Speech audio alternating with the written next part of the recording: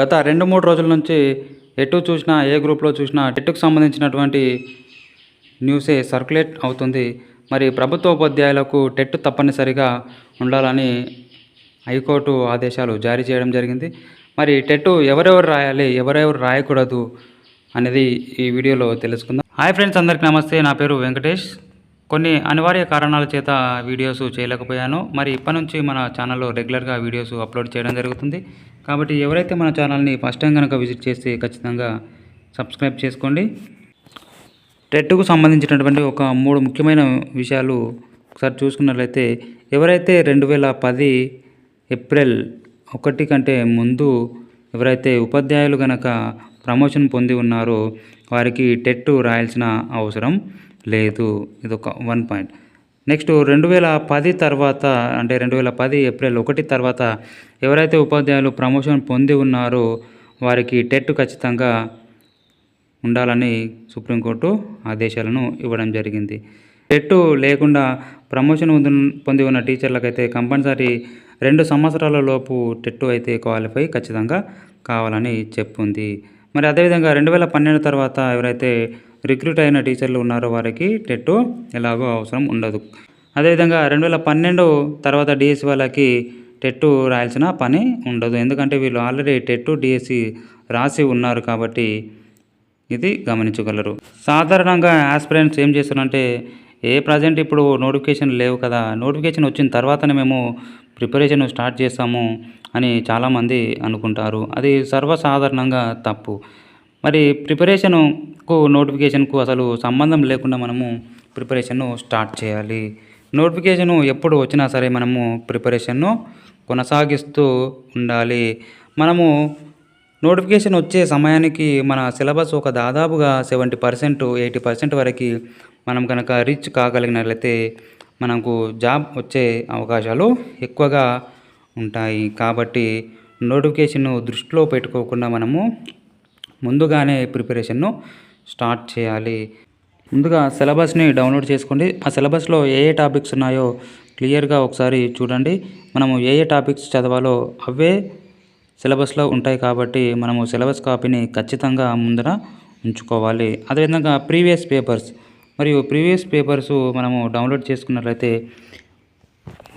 Model questions మనకు ఎగ్జామ్లో ఎలా అడుగుతున్నాడు అనేది మనకు అర్థమవుతుంది. కాబట్టి దాని ప్రకారం మనము చదవడానికి అవకాశం ఉంటుంది. టెక్స్ట్ బుక్స్ 3rd నుంచి 8th క్లాస్ వరకు ఖచ్చితంగా టెట్కు చదవాల్సి ఉంటుంది. అదేవిధంగా డిఎస్సికి అయితే 3rd నుంచి 10th వరకు మరి ఖచ్చితంగా చదవాలి. మరి దీనికి అనుగుణంగా ఎనీ పబ్లికేషన్, ఎనీ మెటీరియల్ తీసుకొని ఈ 2 కంపేర్ చేస్తూ చదువుకోవాలి. దీంట్లో లేని పాయింట్స్ టెక్స్ట్ బుక్లో రాసుకోవాలి. ప్రతిసారి మెటీరియల్ తీసి చదవడం కంటే టెక్స్ట్ బుక్లో లేని పాయింట్లు ఏదైనా ఒక పక్కన రాసుకుంటే మనకు టెక్స్ట్ బుక్ చదివేటప్పుడు ఈజీగా కనిపిస్తాయి. కాబట్టి రివిజన్ కూడా మనకు పనికి వస్తుంది. అదేవిధంగా యూట్యూబ్ ఛానల్స్, ఎవరైతే కొత్తగా ప్రిపరేషన్ స్టార్ట్ చేస్తున్నారో వాళ్ళకు ఎలాంటి అవగాహన ఉండదు. కాబట్టి యూట్యూబ్లో టెట్ డిఎస్కి సంబంధించినటువంటి చాలా వీడియోస్ ఉన్నాయి. ఏదైనా ఒక యూట్యూబ్ ఛానల్ని ఎంచుకొని మీకు ఏది నచ్చితే అది దాంట్లో క్లాసులో వినండి.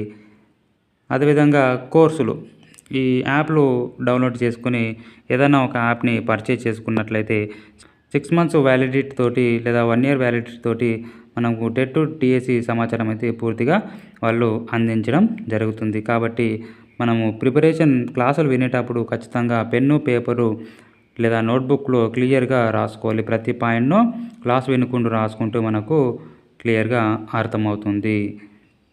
అదేవిధంగా మనము ఎప్పుడు విన్న క్లాస్ను అదే రోజు మనము మెటీరియల్లో చదవాల్సి ఉంటుంది. మనము ఎప్పుడు విన్న క్లాసు అదే రోజు చదివితే మనకు మైండ్లో ఫిక్స్ అయిపోతుంది. మనం ఎప్పుడో క్లాసులు విని మనం ఎప్పుడో చదువుతామంటే కాదు. కాబట్టి అది గమనించగలరు.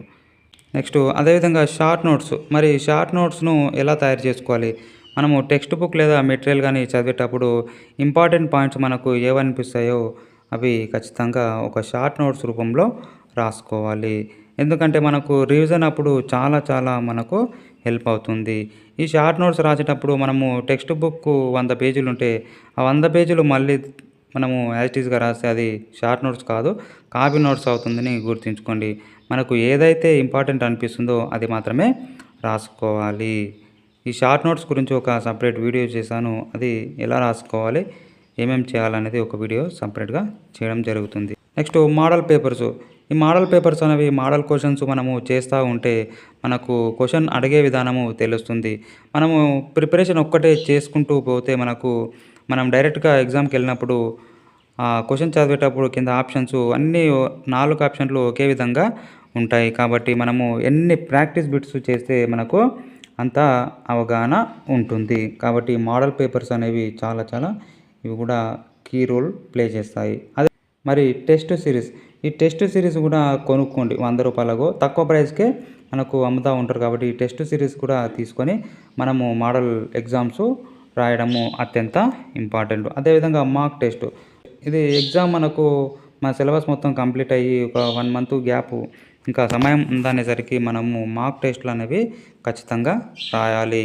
ఈ model papers, test series, mock టెస్టులు అనేవి ఖచ్చితంగా ఇవి మన కెపాసిటీని తెలియజేస్తాయి. మనము ఎంతవరకు చదువుకున్నాం, ఇంకా ఎంత చదవాల్సి ఉంది అనేవి వీటిని చేస్తేనే మనకు తెలుస్తుంది. కాబట్టి ఓన్లీ ప్రిపరేషన్, రివిజన్ కాకుండా model papers, question test series, mock టెస్టులు ఇవన్నీ ఖచ్చితంగా రాయాలి. ఇవి ఒక న్యూ యాస్పిరెంట్ ప్రిపేర్ అయ్యే విధానము.